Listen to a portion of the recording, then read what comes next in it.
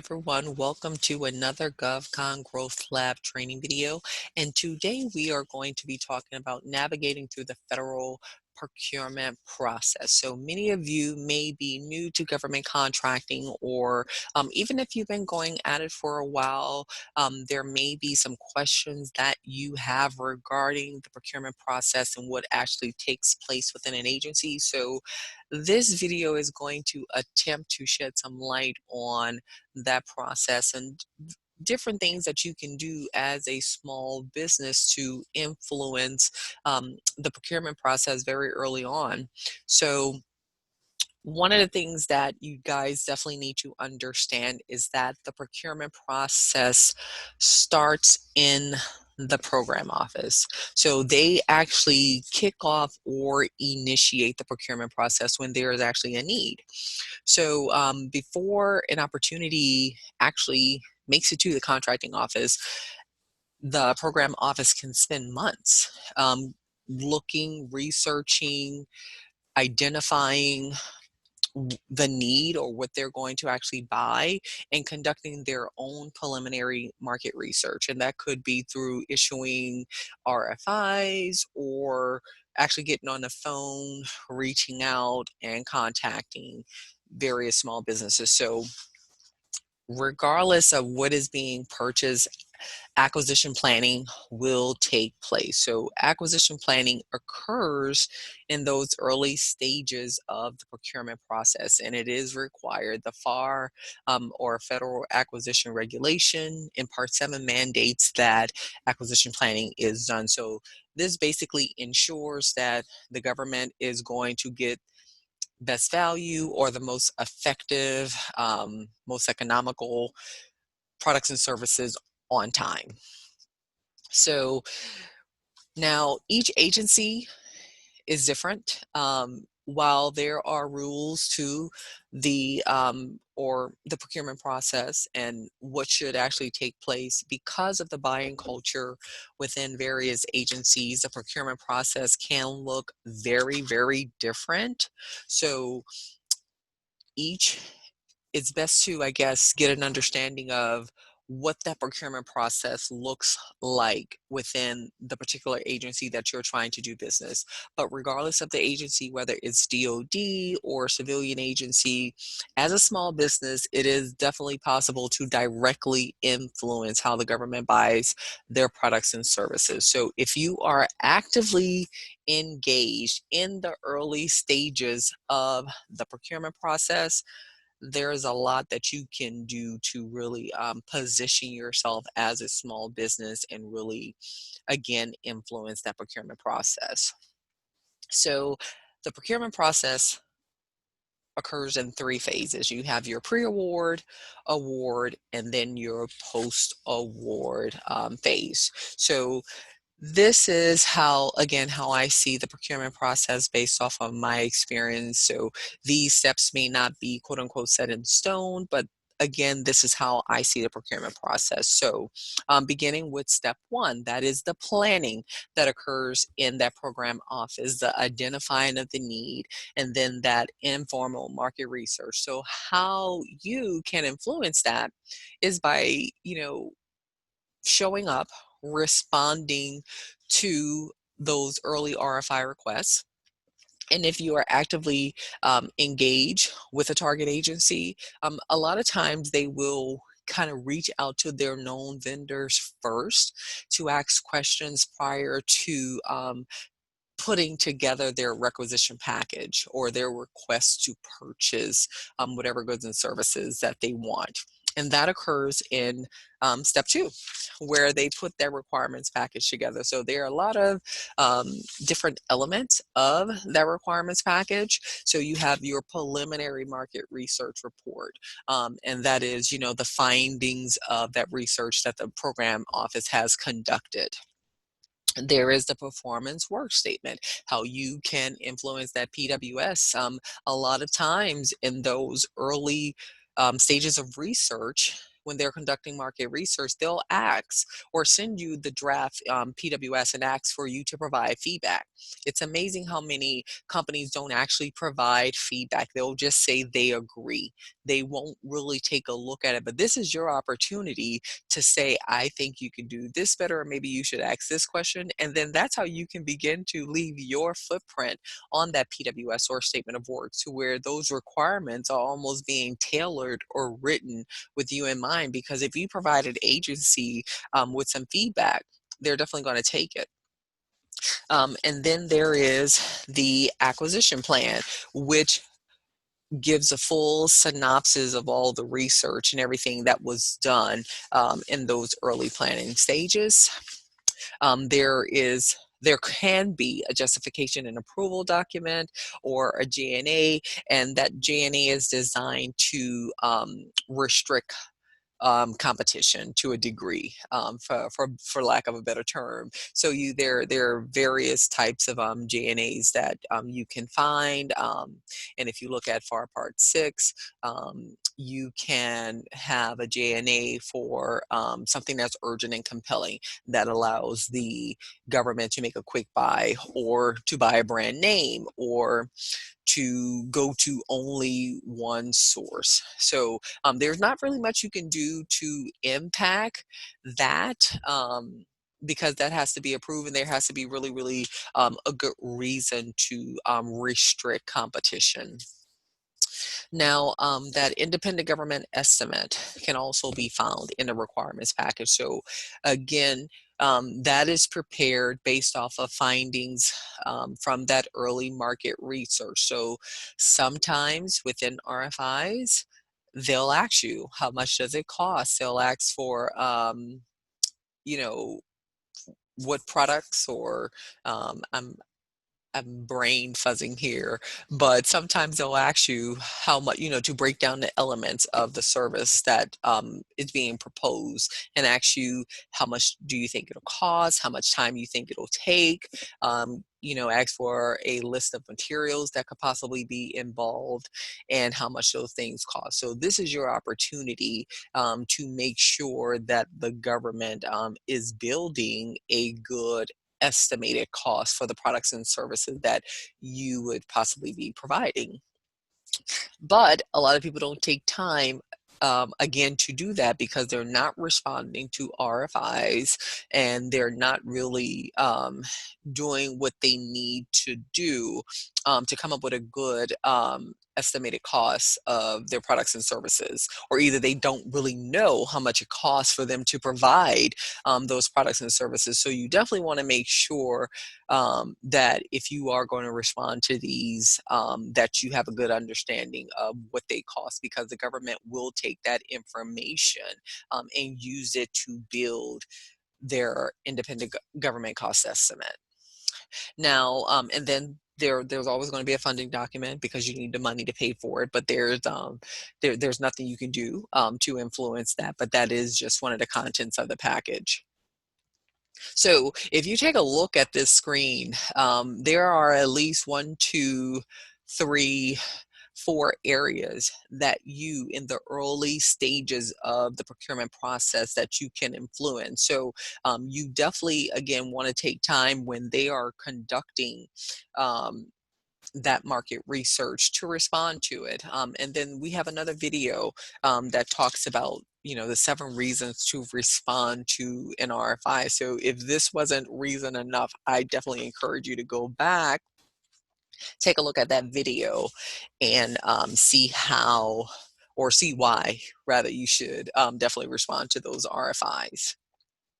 Okay, now looking at step 3, this is our source selection planning. And this is where, by this time, the package is in the contracting office, and the contract office will take the time to develop a source selection plan, and that is basically the agency's strategy for how they are going to buy those products and services. So there's not much that you can do to impact that source selection plan directly. However, it is prepared with the acquisition plan in mind. So a lot of the information that is found in that acquisition plan flows over to that source selection plan. So if you have impacted that acquisition plan in any way, then you will definitely indirectly impact the source selection plan. Now, step four is the formal market research. So the contracting office will conduct, if necessary, their own formal market research. Well, I shouldn't say if necessary because they're mandated by the FAR. Part 10 talks about um, market research, and it definitely has to be done, but it can be done in various ways. So there are instances where the contracting office will actually also issue an RFI, especially if they are trying to determine if they will get competition, or if they are unsure if they will get competition. So they may issue a RFI to see if there are adequate number of small businesses who may be interested in responding to the requirement. And if not, then that's where you see those opportunities may be released full and open, because small businesses haven't indicated that they're interested, or two, they haven't demonstrated in their response their capability or capacity to perform the work. So as a small business, you definitely want to take time to make sure that you are actively engaging your agency and that you are taking the necessary time required to build responses to these RFIs, because they really determine how the procurement is going to go forward. So, but it's very difficult if you are hopping around from one agency to another and you're just trying to get in where you fit in. So you definitely have to have a strategy as a small business on how you are going to proceed and actually actively engage these agencies.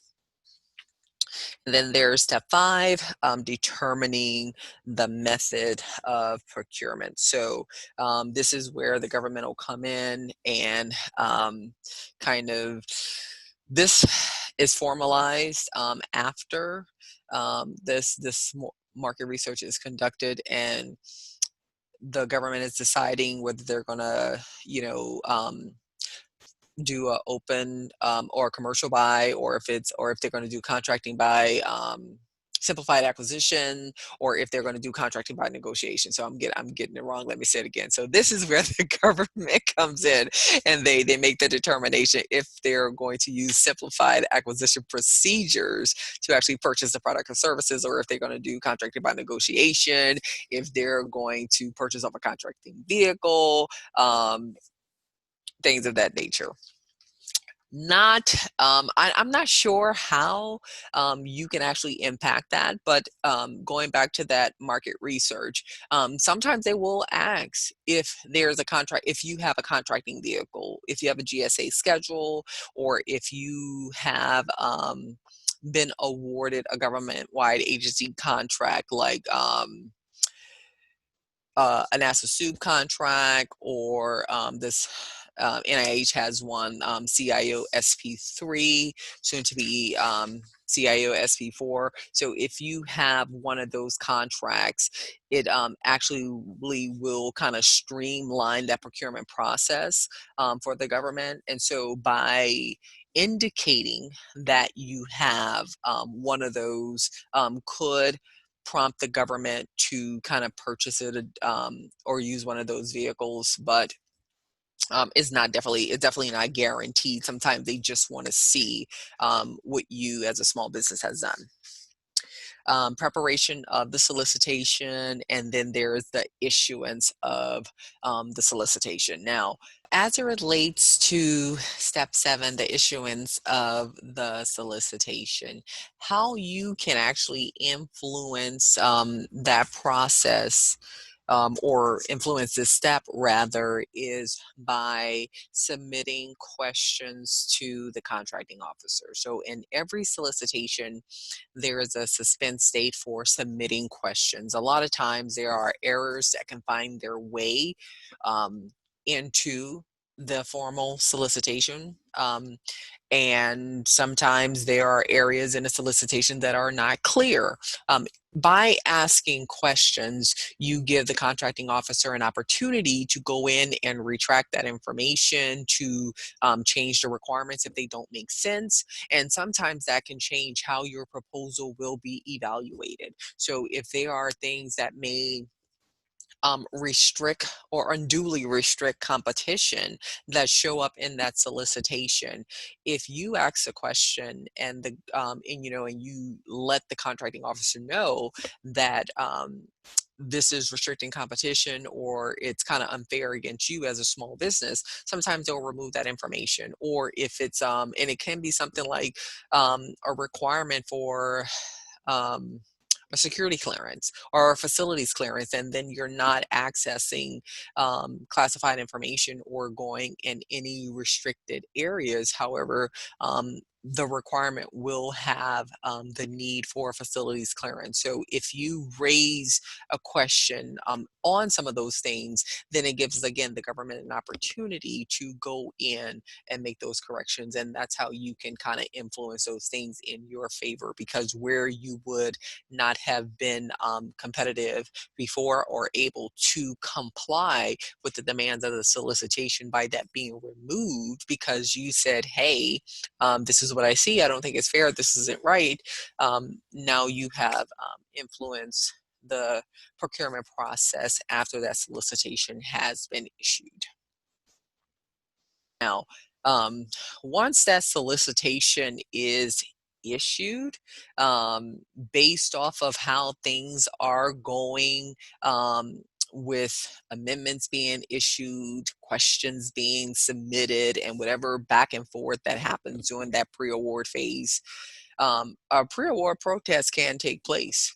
Um, I haven't seen a lot in my experience, but they do occur. So I won't say it's uncommon. So you just never know.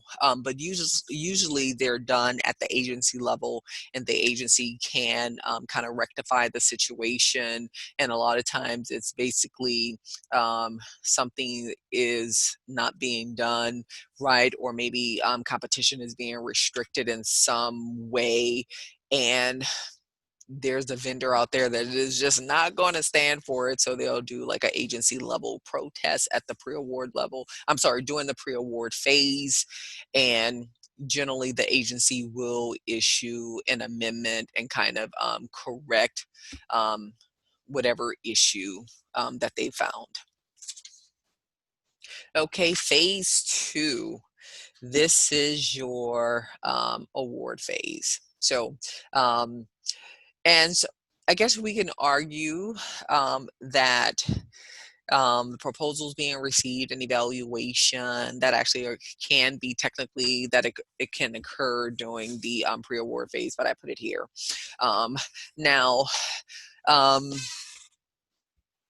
let's see, there's nothing you can do to impact this because once the procurement process starts, you can't really actively engage. So if you do, that will taint the procurement process. And if you have a contracting officer that is worth their salt, they will halt the procurement process and start it all over again. So once you submit your proposals, there's really nothing that you can do. But in your proposal, you can influence or kind of use whatever powers of persuasion to kind of gear things towards your way, and that's by actually speaking to your evaluators in your proposal. And it's kind of like a fine dance because you have a contracting officer who is not a technical person a lot of times, and then you have your program manager and other technical evaluators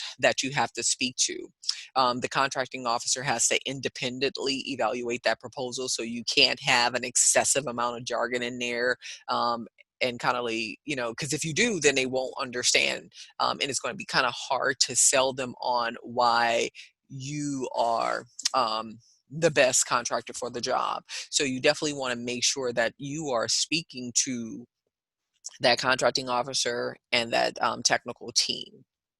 And then our next step is the proposed awardee is identified, and then the contract is awarded. Nothing you can do at this point to influence anything. However, and I forgot to mention this, during the evaluation, sometimes there are instances where you may have exchanges or discussions with the government. And if they have elected to do so, you can enter into negotiations. But that would all be kind of dependent on the method of procurement that the government has selected. Then the next step is a contract is awarded. Then the unsuccessful offers, everyone else that did not win, is notified. And also at this phase, you can have a protest. The award can be protested. Now, your post award phase, which is phase three, the final phase in the procurement process, this is where the work begins. If you were an unsuccessful offerer, you can request a debriefing, and I encourage everyone to always request a debriefing because you always want to know why you were not selected. Sometimes it has nothing to do with you and everything to do with pricing. Um, and sometimes there's just somebody out there that's just better, but you always want to know, and you always want to ask the contracting officer what you can basically do to be better, and definitely to keep you in mind for future procurements. And after those debriefings, or sometimes simultaneously, depending on the time frame, there's a transition that takes place. If there's already a contractor in place and that incumbent did not win that follow-on award, then there will be some sort of transition that takes place to, a changing of contractors. And then performance begins. And again, as stated, a post-award protest can occur. And at this stage, it will definitely halt the process until things are rectified. A lot of times, if a person submits a post-award protest, you kind of see it coming because there's probably some sort of exchange during the process that lets you know that the person is unhappy. And sure enough, a lot of times you can receive a protest. So unfortunately, it can stop the work from starting. But and then and depending on the contractor that issues a protest, the awardee could change. If you are next in line, and if things change and you could possibly, you would have won if the agency would have did X, Y, Z. And this has happened a lot of times where the awardee has changed as a result of the protests. And so here you are thinking that you've won, and you start to prepare, to begin a contract, and then they let you know, oops, nope, you didn't win. So some of our key takeaways from this training is that you definitely want to get to know the decision makers in your government agency. So again, that procurement process starts in the program office. So definitely get to know your program managers. How you do that is by getting to know your small business specialists within your agency. They can definitely broker a meeting between you and the program office. So a lot of folks rush to get to know the contracting officer. In my opinion, there is plenty of time to get to know that contracting officer after award. They do not initiate the procurement process. So all of that work, all of the things that you can do to influence that procurement process, by not getting to know the program manager, you definitely miss those opportunities to make the impact that your company needs in order to gain the traction or win that award within the agency. That next takeaway is that you want to make sure that you are engaged throughout the procurement process. So, and being engaged is responding to inquiries from the government. Making the time, and again, in order to do that, in order to have that availability, you need to have your target agencies that you are actively working um, those contacts within that agency. And then, basically stay engaged. It takes time, commitment, and focus to get the traction that you need throughout the procurement process. So I hope that this was helpful. If you guys have any questions, definitely post them below in the comment section of this video. And if you want to join us online in our virtual community, definitely join us in the GovCon Growth Lab Facebook group, and you can always go to our website to get more information at www.govcongrowthlab.com.